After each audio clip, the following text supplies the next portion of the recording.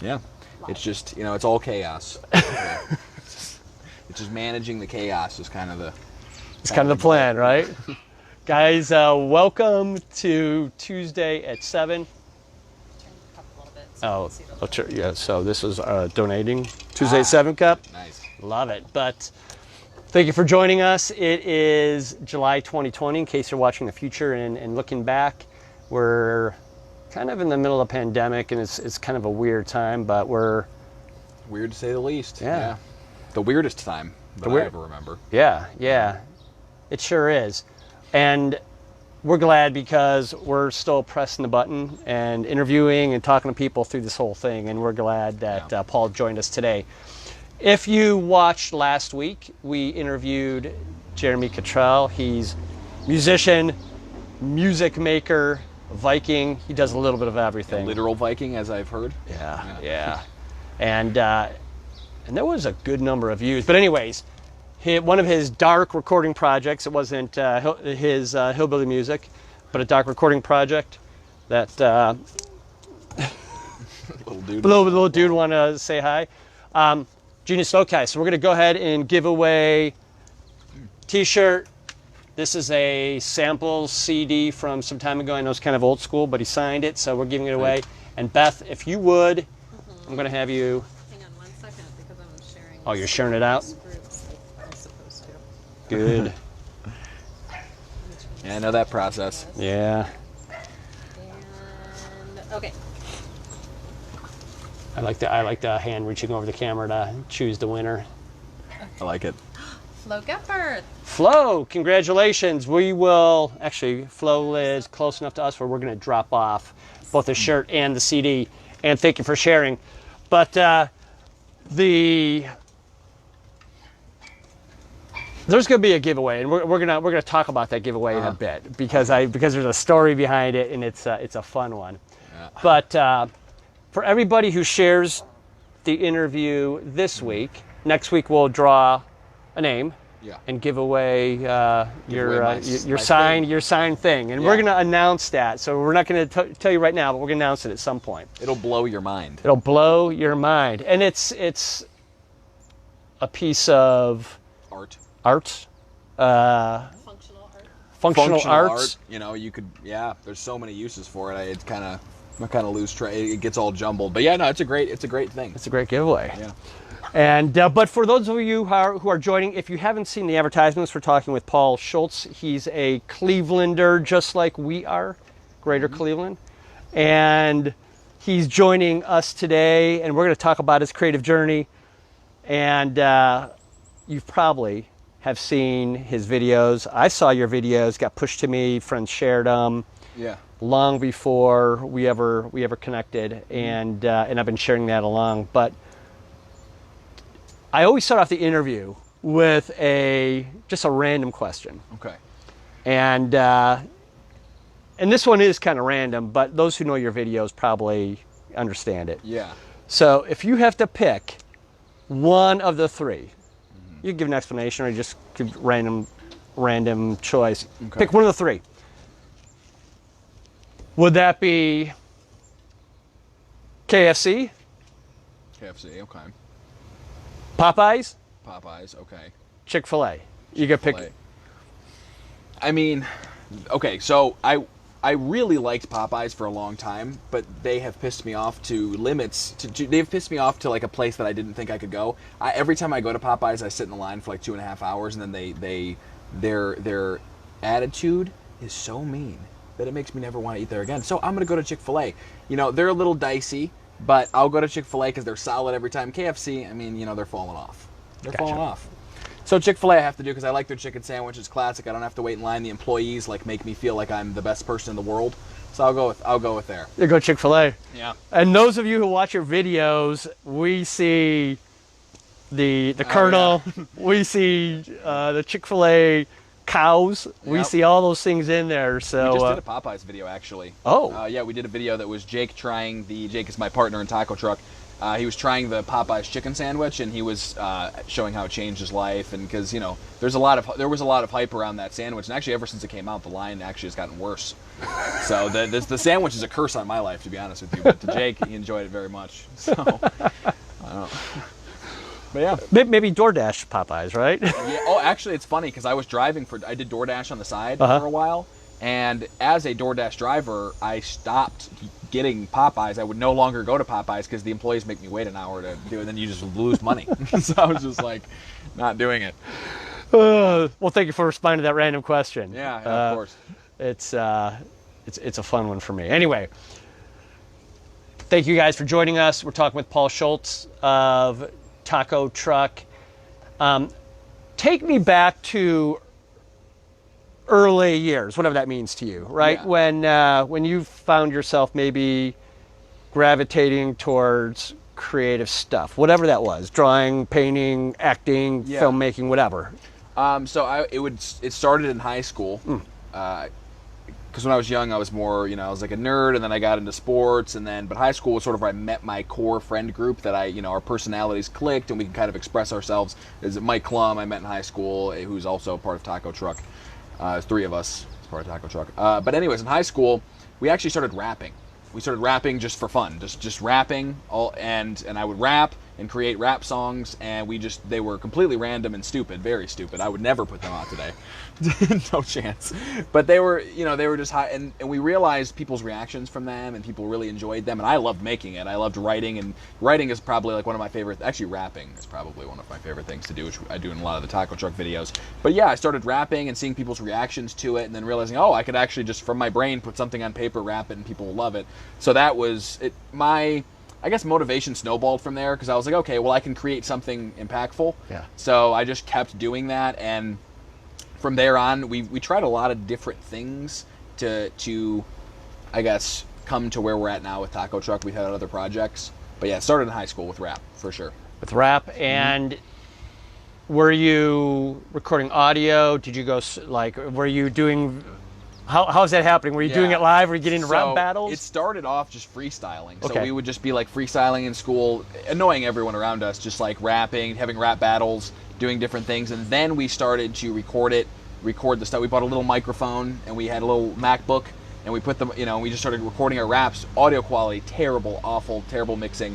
Everything was bad. Lyrics were stupid, but we had a lot of fun making it. And so we started off on our little in-home kit. So we weren't going to a studio or anything. We were kind of just doing it ourselves. So the quality was bad, but it was fun. It was something to do and kind of sharpen the skill, I guess. Yeah. Rapping.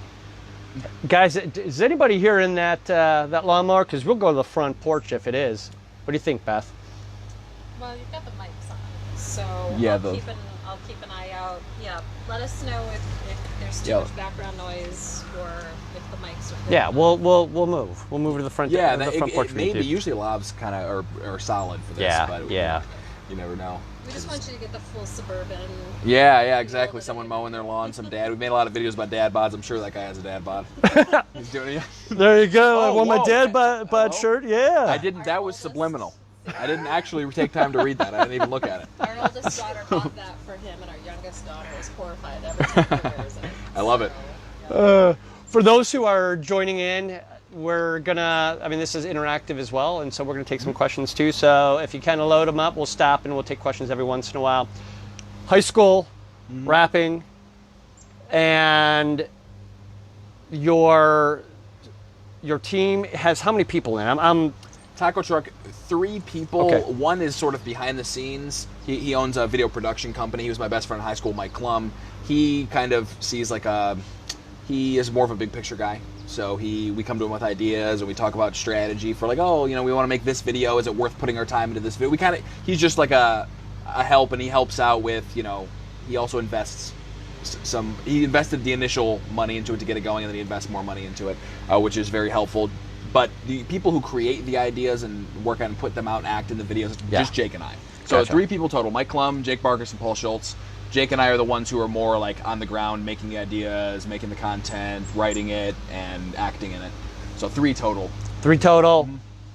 You said Mike Yes. from high school? Mike Klum from high school. Yes. Mike Klum from high school, and your other partner, how did you meet? Jake Barkus I met through Mike. Okay. So Jake Barkus was making little funny. He's been making little funny videos his entire life, and you know, we weren't. He came across Mike Klum, and he's like, oh, like these guys are doing what I want to do. So he contacted through one of Mike Klum's mutual friends, and then they linked up, and basically from there we realized like, oh, he's actually really funny. And so we're like, oh, he's someone that we would trust to, you know, I guess team up with. So we did that, and that was history from there. So it's just Jake being a little hooligan and a little goofball. So that's yeah, and that's how it happened. The chemistry is great because I've been watching off and on. Love your Grinch videos. Those have been a yearly treat, and we watch them. And the other ones are great, but great chemistry. So high school, did you guys? When did you kind of formalize as Taco Truck and start to produce? So Taco Truck. So when I was rapping in high school, then we started a few other. I actually started a solo rap career, and I loved it. And I will return to it at some point in my life, probably this year. But anyways, I was doing a solo rap career. It wasn't comedy. It was more just like a rap career. And Mike Klum was filming me. That's before he had his video production company. It went from that. Then we decided to put an end to that because I didn't like my branding. I didn't like how I was branding myself. We went on, made two other little video production, like we went under two different names. One was Derg and the other was Mike Klum. And then we realized, why are we making comedy videos under Mike Klum's name? So eventually, 5 years down the road, 6 years down the road, we decided to brand Taco Truck and go all out and do, basically make it sort of like a full-time job as opposed to, because we were going to have a test run, like, okay, we're going to form Taco Truck. If we can get some viral videos, then the market has declared us at least somewhat viable. So we did that, and then we had some viral videos, and we're like, okay, here we go. So, then we started doing it all, consistently. Gotcha. So how did the pieces come together? So you were rapping, because there's a whole lot of skill needed to set these things up. Yeah, I guess everyone has their own talent. So I would say my biggest talent is writing and I guess sort of improv acting and writing. Jake is a very good idea guy. So like he's very good at coming up with just like, hey, this would be a funny scenario to do or whatever, and Jake's also good at writing. Yeah. He doesn't write the music. I write the music. Jake comes up with most of the concepts, to be honest with you, and then he'll like come up with a shell and then we'll fill it with what makes it funny, I guess. Yeah. And then now Klum, it doesn't really do anything other than the big picture stuff. So it came together because we all sort of combined our talents and we started picking relevant topics. Like, for example, our very first viral video was this video called the Romper Rap. It's where there was this really weird trend where some men from Europe decided to start wearing rompers, and they tried to popularize it. God knows why that didn't work. But we decided to jump on that and make a rap video where we would act, we were in character, acting like it was the coolest, like sexiest, the hardest, most thug thing you can do is wear a romper. And we did that, and the imagery was like, people were like, wait, are these guys serious? Are they joking? And so we came out with that song, and it blew up, got like 6 million views, and we're like, oh, okay, so we can make viral stuff. And yeah, that was the first time that we made something big. But the process before that, we had a few other decently big videos. Like, we were seeing the Steelyard Walmart video. Yes. Yes. So that was actually our first video that got over our first video that got over 500,000 views. Was that? I wasn't in that video because I was, but I did some funny behind the scenes work to make that video possible. Mike was paying me like $100 a week, like nothing, to sit at Walmart all day long just to find the corruption in there. So I was like an investigative journalist finding the corruption in Walmart, taking pictures of the things I saw in there. Oh, I don't know. It scarred me for life. I saw in that Walmart for staying there for like a month, like every day. But you did your research, and out came a great video. So Walmart video, the romper rap, and then there were a number of ones. Which is the Chick-fil-A brawl? Was that your most watched? Oh yeah, our Chick-fil-A brawl was actually, that was like the big, actually Germany, this German news channel put it in the top 5 internet videos of all time. It got probably over 1 billion views total. It got like 44 million on our page, and we would see it on other pages with over 100 million views, and it went all over the internet and just like covered the globe as far as a video. We actually made a really stupid mistake of selling the rights to that video. Oh. Before it blew up. That's a secret that's exclusive for you. Gotcha. I'm allowed to say it. It's not a bad thing. But it was a bad. We were just starting, and we didn't realize how stupid that was. But we didn't realize how large it could grow. You know, so that's actually advice for any content creators out there. Do not sell your stuff to people. Yeah. Don't do it, because people are going to swindle you. They're going to swindle you. They know when they had something good, right? And yeah. They pursued it. Yep. So for anybody who is joining us, feel free to ask some questions. We're going to take those. Anybody who shares the video, you might get a little peek at our giveaway next week. You guys are going to want to share that. You're going to want to share it, because there is not only a piece of memorabilia, autographed, but it's something that we'll share with you here in a bit. Chick-fil-A brawl, the fast food rap. Yeah. I mean, I love fast food. Yeah. Basically, that's what it comes down to. I love fast food, and then it comes out in my art. No, we did the fast food rap was a lot of fun, because we hired Richard Phillips. You ever met him? He's a local Cleveland actor. His name's Richard Phillips. He played Colonel Sanders in that video. Oh, okay. Where he's rapping at the end. I was the voice of him. A lot of people don't know that. I was actually the one who, in the first fast food rap battle, Colonel Sanders comes in with the whole hood behind him, and he's kind of like rapping this. It's a parody to 6ix9ine. He's a rapper, and I was the voice. But he was such a good colonel, and it was such funny imagery, because he's this old dude covered with the whole hood's behind him, and it's really like kind of an aggressive rap video. That was what took that video off, was his performance as colonel, and the public reacted to that really well. I played Burger King, which was terrifying, because I didn't wear the Burger King mask. You know how like in the commercials Burger King has that big mask on? Yeah. I kind of had Jill. It wasn't Jill. It was Joe Shaw. Did like a half. He did the basically put like a prosthetic on my face and had me like permanently smiled like Burger King. It looked totally weird, like I was like a, creep, like a sort of like a pervert. I look like I have this weird I was looking at everyone like this. It's like it was definitely scary. It's funny, because when I watched that fast food rap video, right, I'm drawn in. To me as a viewer, it has this good momentum, and then it gets crazy. So you got Wendy coming in, and then all of a sudden it gets ramps up. It ramps up, and then it gets crazy when the Colonel and the big brawl happens at the end. That's awesome. Yeah. Make sure you watch it, because it is that great. I mean, as a parody video. Tell us how that process works. And so you come up with an idea. Do you gather folks together? Do you start to visualize? Do you storyboard? So how we do it is, normally we all, like I said, Jake has come up with probably 70% of the ideas at inception. So like he would be like, hey, let's make a rap song about fast food places. So he would just say that, and then from there I would start picking, like him and I would start picking, because we were going to do a parody. And when we do parodies, we sat down and decided, well, we could just do a parody of one hot song right now. We like to do songs that are more popular right now, because it seems to be that people just want to hear, people like hearing parodies of things that they're hearing on the radio, you know what I mean? Yeah. So we were like, okay, so let's pick, let's say, top 5 hottest rap songs or whatever, and see if we can turn them into a funny parody. So it goes from first the initial shell of a concept, and then we pick out, let's say, the fast food brands that we want to cover, and then the songs that we want to cover. So once we do that, then we have all the songs, we do that collectively. Then when it comes time for lyrics, then I just lock in and just start writing the lyrics to everything, and then I keep sending it back to Jake and Mike, and they're like, okay, this is good, or maybe we want to add, like, let's say, for example, we did KFC, like we want to add in like the whatever their special items are in their menu, so like little things to add in, and then I finalize it.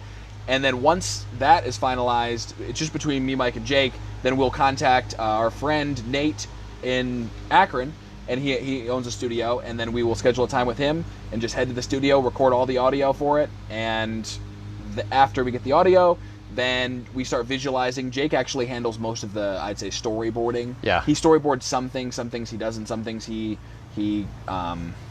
I wouldn't say it plays it by the fly. Like we get the location set out. Jake will get the location set out, and then he'll find some of the extras that we need, and we'll work together on the costumes.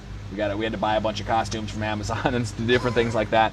And then then we just set a shoot date. Mike Klum owns a video production company, so a lot of times we will pay someone from his company to come and shoot it. Yeah. So like Ian Moore, Nolan Ritter. We've had a few people that are kind of have been prominent in the local Cleveland film community come, and they'll shoot the music video because we don't want to shoot it ourselves because we're in it. Yeah. But that's pretty much the process. That's. Have you got any questions come through, Beth? I know that you have to kind of scroll through your phone. Just says, what is a video that is on your wish list to do and why? A video that's on my wish list to do. You know what? I would say I'm kind of going to cheat the question a little bit. I would love to do another series, but do it better. So we did Cleveland Border Patrol, which was a comedy series that we did. And the way that we did it actually was we wrote out all the concepts of it. Jake wrote a lot of the dialogue. And we just shot the entire series, the entire season in 1 week. So we filmed for like 14 hours a day, Monday through Friday, and we got the whole thing done. But we learned so much. Like there are golden parts of the web series, but when we look at it, we're like, we could do so much better. So I would say if there was something that I wish that I could do on my wish list, it would just be a really well produced with a decent budget series that we could do, something that we'd put on Netflix or something like that, some kind of comedy series. Even around like that, I love the Cleveland Border Patrol concept. I just think we could have done it much better than we did, and that's no one's fault. It was our first thing ever first series that we ever did. So we learned a lot. We'd love to do that. Definitely another series. That's a great one. Yeah, good question. My thought or question, what's the ratio of like ideas that you guys come up with versus the ones that actually get done? Oh boy, yeah. There's a lot of ideas that we come up with. It's funny because Jake will always call me up and he'll be like, "Hey, dude, I got an idea. I don't know if move in. Oh, you want to move in? Yeah, let's move in. Let's do it. I get to see the tour of the house again. Yeah. Okay. Should I follow you guys with this? Yep. And you want to just grab? Yep. Grab that water too. Grab the water. The white guy out on. I can come back and get the keys. Yep. Little lawn. We'll go right in here. Right in here? You want to go? Yep. You want to just do it here in the. Gotcha. All right, guys. When you're live streaming, you wanna just sit here at the table? Sure. Cool. Let's just sit here at the table. There's always little hurdles like that. Actually. The only thing, I may have to pull the puppy out because if she hears us. Let's move just in case. Okay. Yeah. Gotcha. Actually, we'll go out front. Well, this is a nice living room. Oh, is that the little poodle? Yeah. Yeah, old guy right there. Love it. All right, watchers, thank you for improving with us. This is why Tuesday at 7 is so fabulous because we can just make our adjustments on the fly. We're over there on the. Yeah, it's great. Have you guys had any like? That's a question for later. I would say any guests that you. But that would just be outing again. I definitely don't out any guests on live. I won't even ask you this question. Do you want? Yeah, I just. You know what I'm gonna do is, I'm gonna sit next to you here. Yep. Yeah. Come on. So Beth, you were the question was, and thank you guys because we're live. We're sitting out in the back, and if anybody across the street starts cutting their lawn, I'm just gonna go over there and tell them not to. we're gonna have an issue here. But the question was, like the ratio of ideas versus the ones that actually get made. Yeah. So Jake always calls me up, and sometimes he'll be like, "Okay, I don't know if this idea sucks or if it's golden." And he'll tell me that, and then he'll give me the idea, and if it's bad, I'll kind of be like, I don't like it. But if it's good, then usually we wrestle around with that idea over the phone for like an hour and make it better. So like I guess where my skill comes in with ideas is I'm good at like being like, oh, it could be funnier in this way, or it could be funnier in this way. So like I don't know what it is when I sit there and try to just think of original concepts outside of writing a song. It doesn't come as easy to me as it does Jake, but I can always, once I have an idea, sharpen it and refine it. So but the amount of ideas, I'd say probably 20 ideas for every one that comes out, or 10 ideas. I'd say 10 ideas that get shot down for every one that works. Yeah. Jake's pretty good. He's pretty good. He's very good at what he does. So I like the concept, and then you're the finesse. Yeah, exactly. Concept and the finesse. That's a good way to put it. Go ahead. I have another one to follow up on that. What's the weirdest, craziest idea that you are glad you didn't do?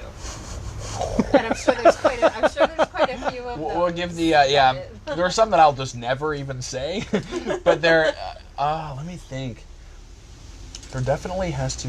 You know what? I won't even say a specific idea, but I'll just say a genre of things. There have been many times, because we're always gonna keep Taco Truck apolitical, right? We don't want. We do not want anything, but sometimes we get tempted to make a political video, and then we're always like, we've even gotten as close to just about to put it out, and then we're like, nope, not doing it. I will not do it, and the reason is because that's like the most polarizing thing is, religion and politics are the two most polarizing things. So, and it's too hard. I mean, even if you made the contrasting one to balance it out, it would still, there's no guarantee that it would receive the equal attention and show that you're an equal opportunity parodist exactly. at that point, and so that makes sense. We do try to think of ideas, though. We have tried to think of ideas that can about politics, or just kind of like political commentary that actually isn't making any commentary. Just sort of a stupid video that is. We like to celebrate the art of meaninglessness, to be honest with you, because I think that there's not enough meaninglessness on the internet right now. It seems like everyone's just fighting over what is the most meaningful thing, and I think sometimes it's cool to just lay back and turn your brain off and laugh at something, as opposed to go on the internet and feel like you're being attacked by half of the world. Yeah. So I'm all for it. Definitely an escape there. You guys do some original music, right? Because I remember watching F the Drywall, right? Oh, yeah. Is there other stuff? And so, like, where does that come from? That's mainly my brain. Okay. So the original music is usually on my end. I just write. I love rapping. It's like I said, what I feel is my biggest or my best skill is rapping. Yeah. So we thought of a funny concept like F the Drywall. The whole Kyle meme was going around. Kyle was sort of like that rebellious teenager who was in the mid 90s, who listened to a lot of cock rock music and sort of got mad at his parents and punched holes in the drywall. You can't tell me what to do, Mom. Like one of those guys. Skateboarders. Nothing against skateboarders, any of those people. Or if you identify as a Kyle, I'm sorry. But all the Kyles on there are just going like, oh god, they're sweating. But no wonder all the Karens are so angry. Yeah, the Karen actually came after the Kyle, which is, we haven't made a Karen video, but we're gonna make a Karen video. Oh, you have yeah, to. we're going to. We're very excited about it. I think it's a fire concept. I think it's gonna be really good. It's I'm excited about the Karen one. Is that 2020? 2020? 2020? Definitely. It's actually next in line. So we're going to make one video before the Karen video, and then we're going to make the Karen video. And I'm most excited about the Karen video. I think it's going to be great. What platforms do you find push the most views? Or is it per video? Do you push it in different directions? That's actually a perfect question, because I'd say we found the most success on Facebook, but, asterisk. On YouTube, there is certain content that we know is going to perform better on YouTube, and it does. Yeah. So, for example, I'm trying to think of a good example. I actually can't think of one. I have to pull my YouTube. But certain videos on YouTube will definitely perform better. There's just different audiences. So, for example, on Facebook, you want a quick little attention grabber. You want it to be a short video. Actually, we have to make it 3 minutes or we can't make any money on it. But because they have a rule on Facebook where you can't run ads on a video, we got to support the brand somehow. But, so on Facebook, it's more of like you need an attention grabber, and it needs to be quicker. And YouTube, you can have more long-form content because that performs better. Also, Facebook content is more flash in the pan. So if something goes viral on Facebook, it's going to go viral quickly within the first week or two. If not, it's probably not. And YouTube is a slow increase. Like something can go viral over the course of 3 months. Did you find that out on your own, or was that based on, because there's people out there who teach about social media at this point, and did you ingest some of that, or was this more experiential, like, oh no, we figured out this is kind of what's going to work? We were sort of in the mix with all the Facebook content creators from the beginning, because Facebook video being a popular thing is new. We were kind of right on the forefront of that, and we learned along with everybody else. So we were gleaning from other people and other content creators, seeing what they had to say, seeing how they were breaking down the algorithm. The problem is the algorithm changes so much that it's hard to nail it down. So we had to just learn and just trial and error, test things, what works, what doesn't work. And it was just a process where we learned over time and then gleaned some from others. So it's kind of a mixed bag. So if you've joined midway and now you can hear us because we're not out, who would think that we get interrupted twice? Not only this, the but last time we With tried the to aggressive get on the lawnmower, back, yeah. out back. Thanks a lot, Conspiracy. Royal Valley. Yeah. So for those of you who have joined, Paul Schultz Taco Truck, and if you share this video, there'll be a great giveaway. Which Do I need to go get that? no, I have it. we got it right here. Yeah. We got it right here, and there's a story behind that as well, and we'll get to that story here because we'll do the unveiling of the giveaway because I think it may be one of our better, if not best, giveaways. It'll be the best one. It is. It's awesome. And Beth is sharing right now in hopes that she'll win the thing. Just to share it out. And by the way, if you press that share button, you could share it to a group. So if you have certain folks, you're like filmmaking group. We got our special effects group because I think it would apply to a whole bunch of folks. For sure. You said that you stay away. Generally speaking, stay away from politics and religion, but that's about all you stay away from, right? Because I have seen That's it. some great stuff, including Sesame Street rap, which is, I mean, that is. I'm proud of that one. I had a lot of fun writing that. That's where I decided. Actually, most of our raps that we write, we're like, we don't want to make it too like vulgar. We're like, we want to kind of because sometimes on Facebook they penalize you for making vulgar content. But Jake was like, what, this has to be. And we decided this has to kind of be vulgar because it's about the contrast and the irony. So we're like, let's just do it. So I just took all the little gates off of my creativity and rapping and just wrote the 3 verses, and I was like, I like these. It was one of the very few raps that I wrote that I was like, at the end of it, I was like, I feel satisfied with this. It is good, and I would say, and for those of you who watch it and have seen both the censored and the uncensored, we do. vote. What is the better, the censored or the uncensored? We'd like to know that, actually. Yeah. I actually like the censored better because I like the bleeps, and the censor stuff because it feels like I like the censor better. That's what you saw we put the censored version out first, and that actually wasn't being like afraid to put it out. That was more because we thought the censor bars were funny. We originally, like I said, I wrote it with all of the F words and things like that all in there, but when Jake was like, I think it's a little funnier to hear the beep and see the censored bar. And I was like, we do think that's funnier. But when we posted it, there was a bunch of comments that were like, we need an uncensored version. So Jake's like, all right. So he also released the uncensored version about a week later. It didn't perform as well, but then again, sometimes videos will never perform as well if you release them twice. Yeah. So that's interesting. But I like the censored. I like as the viewer. I don't think I saw the censored version. But I can imagine why that would be so much funnier because it's even more in your face. And I enjoyed that too. Yeah, beeps are funny. Yeah, beeps are funny. Yeah, and the fact that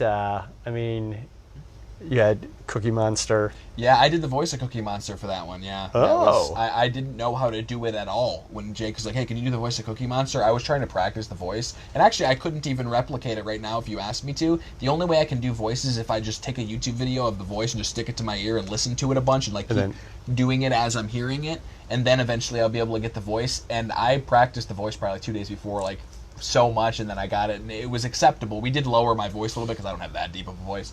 But I did that. And I did Cookie Monster. Jake did Elmo. We started the project because Jake's Elmo voice is so good. He has a really good Elmo voice. So we're just like, okay, well, we'll make a Sesame Street rap, and then he also played Oscar, and he's good at Oscar too. So. They were all good. Thanks. They were all good, and they're witty, they're edgy, they're comical, and many of them you have to watch more than just once, right? So it's you catch the entertaining. I guess double entendres and stuff in some of the lyrics. Sometimes you got to listen to it a few times. Yeah. Now there are a whole bunch of folks that are effects people and even horror fans out there, you have a niche as well in that space. Tell us about that, including, I even love the Leatherface. I have friends with no faces. Friends, no faces. Yeah. That one was a very uncomfortable shoot. It was freezing in that place that we were in because there's no heat. It was like 20 degrees, and we had to, and the shoot was like 12 hours. So it was a very uncomfortable shoot. It was a lot of fun. That I loved the end product. So should I just explain? Yeah. Okay. So the horror, how I'm in the horror, like our niche horror thing is, we decided originally to we met this guy named Richie Clayton. Richie Clayton is the guy that owns a YouTube channel called The Merkins. They're horror exclusives. All their content is horror parodies. Actually, it's pretty much all comedy horror mix is what it is. And we met up with Richie. We saw he's extremely talented. I mean, the guy is like, he's gonna, to infinity and beyond with his career, basically. Yeah. But we're like, okay, this guy's really good. And then he hit us up because he liked some of our content, and we're like, hey, well, let's come together with an idea. So Jake and him came up with the idea of Slash Street Boys. Slash Street Boys is basically, we did a parody of the Backstreet Boys, a few different parodies of the Backstreet Boys. Our most famous one was I'll Kill You That Way is what we did. So I played Jason. We had Jason, Freddy Krueger, Ghostface, and Leatherface in that. That's the band, the boy band. And then we put that out, and it developed such a cult following so quickly that it was like, it kind of blew me away. I was like, I didn't even know this could be a whole brand. And so Richie took it off and made it a brand. We actually performed live. We had people fly from across the world, buy tickets, it sold out, and they came, and we performed live, the Slash Street Boys, and it was fun. It was a blast. I just didn't know that community existed until we put it out, and the community just latched onto it, and I was like, oh, cool. So now I always work alongside Richie, and so does Jake. Taco Truck works alongside with the Merkins, and we collab on ideas all the time, basically. So, are they Ohioans? Yeah, they are. They are as well. Yep. It's crazy, and I think that what we discovered here with Tuesday 8/7 is just connecting with people's networks. There is a whole lot of talent that people don't even know exist here. I mean, in Ohio, the Midwest, in Ohio specifically, definitely. There's a lot of talented people in so many areas. You see that some of the most famous people are from. It's like they're from Ohio. Ohio's a state that really does produce a lot of. Maybe it's the, I don't know. Maybe it's just it's kind of like that Ohio spirit, which is that rough edginess, but also a wholesomeness to it. A friendliness to it. I don't know. Yeah.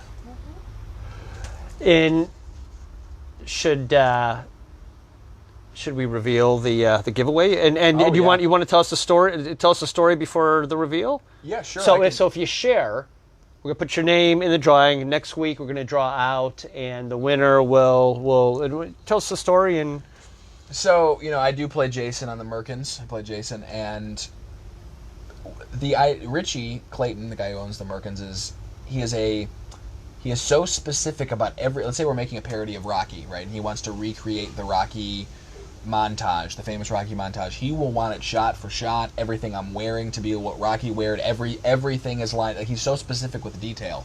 So he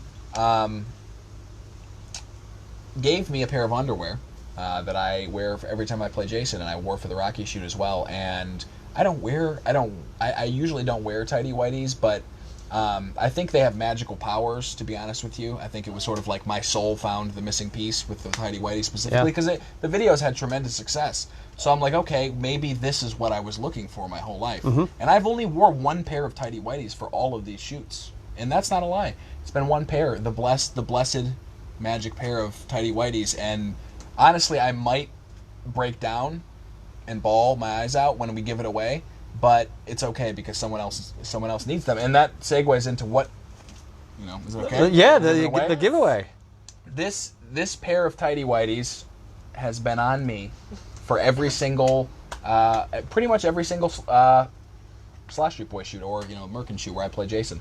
So, and I also signed them in the most appropriate spot. And that's my name, that's my signature, and so these things, I don't know, this isn't, don't fact check this, but there is a chance that they do give you magical powers, so we'll find out when the person wins the lottery. Yeah. Yeah, absolutely. Superpower. So there's a great story. It's nostalgic. And how many views would you say that those? How many eyes have been on? How many eyes have been on those underwear? Wow, probably it's used. Gosh, the Slash Boys had like well over 500 million views. So like, I think there was probably, almost a billion. Almost a billion. Maybe actually that might be a little ambitious. Probably more around 600-700 million people have seen it. There you go. So. And did you wear them during the show that you did also? I did. Yeah. So actually. Live. Yeah, live. On Everything. video? Blood, sweat, and tears soaked in. And I'll tell you what. I mean, that's a great story and great piece of memorabilia. Very, very happy. Oh yeah, yeah. And then they'll put them in a shadow box and hang when it up on their Taco mantle. Truck gets super famous. Yeah. It'll be even better than the Elvis scarf or whatever. That'll be great. People will be. We can put it on eBay. Yep. So. Exactly. Minimum bid, 100,000, right? Maybe it'll be me spending 100,000. Buy them back. Buy them Maybe I'll back. lose all of my powers. Our brand is going to go Won't into even know. tanker right after I get rid of them. Yeah. So great story, great share. Thank you for donating those to a lucky viewer. 2021. So rest of this year, next year. Do you have things that are already in the works besides the Karen video? Well, we do have. So I'd say the way that we operate is we do have some like future projects that we want to make, but we usually operate in like a month to 2 month basis. Okay. Because a lot of times we like to mirror trends because we like to make videos that are commentary on what is popular right now. So we try to make funny spin-offs of things that are relevant. So we usually don't plan that far ahead, but I can say that once we get to 1 million page likes, we are going to make a full-length film. So we've got the okay from Klum, he's the big bucks, and he said that we reach 1 million page likes, and then we're going to make a feature-length film, which we're very excited about. Oh. That's like actually Jake's more than mine. That's his like big dream. He really wants to make a film, and I'd love to be in one. So we're gonna do that if we can. So that's like a future plan. But other than that, we just pretty much operate in like a month to 2 month window where we're like video this week, and line those videos up. Yeah. Is there a script or a storyline started for that? Not yet, Okay. but we've had a few different ideas. Some of we're kind of juggling around like 3 that we would want to start writing for. But yeah, we've been focusing more on the short term and the medium term and the long term. But yeah, we're excited. We hope that happens. We think it will. So. Where's the best place for people to find you and Taco Truck? The best place is probably Facebook. Okay. Facebook, just search Taco Truck on Facebook. Our logo is the black Taco Truck logo with the white lettering. Facebook is probably the best. We found our Facebook has a larger audience than our YouTube. Although our YouTube is growing, it's very inconsistent on YouTube. Some videos will have let's say 80% of our videos have 1% of the views than our viral ones do on that platform, which is a little convoluted. But so the parody music videos seem to do much better on YouTube, and then some of our little short skits, not so much. So I'd say Facebook is probably the best place. Best place. So Taco Truck. You said you also work with the Merkins, how do you spell Merkins? The Merkins. So the Merkins, you find them on YouTube. It's and then Merkins, MERKINS.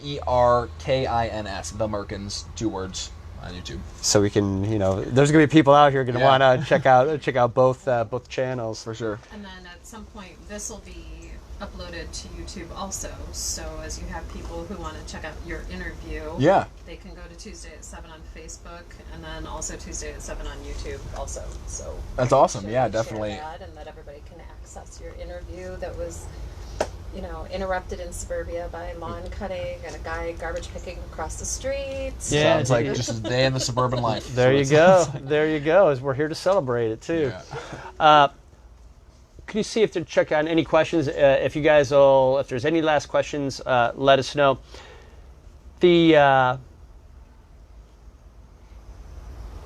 not only do you guys write it, but you guys star, act in it as well. I mean, where did that do you have acting training or being like, I guess, an idiot has been my go-to since I've been in like 6th grade, which is the class clown. You know, I've always enjoyed just being. I didn't take school very seriously. Not that I wasn't smart or couldn't get good grades. It was more like I just didn't like sitting in one spot and having people tell me what to learn and why to learn it. And so in school I was always just kind of making everybody laugh, and I enjoyed that because when I was really young I was very fat and very obese. I went to a Cleveland public school where I was thrust into the middle of the hood in school, and I didn't have a lot of friends, and then I realized that I could make friends by being funny, so I guess that's probably the psychological aspect to it. And then I just loved making people laugh because I'm like, well, this is what brings people together. It seems like comedy and laughing is something to bring people together, you know, so I've been doing that forever. And then we were always doing like stupid things and just not filming it. Like we were always doing big stunts in school and other rapping before we started recording. We were always doing these things. We just never pursued it fully until Taco Truck. And you do stunts as a series or sort of like we do stunts if we think of them and we feel that they're worth doing. Like we did the Chick-fil-A brawl where I was the cow holding the Eat More Chicken sign, and then the cows and chickens had their big gang fight, and then we did one where it was like turkeys versus pilgrims. We did one public prank where I was like I brought a blend. It's just so dumb. I brought a blender, like a protein. I wore like a muscle tank top and brought like a blender into the library, and I would be like making my protein shakes in the library, and the people would just be like screaming at me, and I would just like act totally like an idiot. Like I would be like, oh, I'm just sorry, I didn't even know. I'm trying to hit my 30-minute window, and yeah, just stupid things like that we've done. Pretty much always just kind of poking fun and not taking ourselves too seriously. And have you gotten into trouble for any of those, or do you can you warn people ahead of time and say, hey, we're doing this, so please don't arrest me? You know what? Yeah, I mean, there are plenty of times that we could have gotten arrested. We haven't gotten arrested, which is great. We've had the cops tell us to chill out many times, but we told some higher up, won't say his name, very, very high up person in Chick-fil-A told us to F off.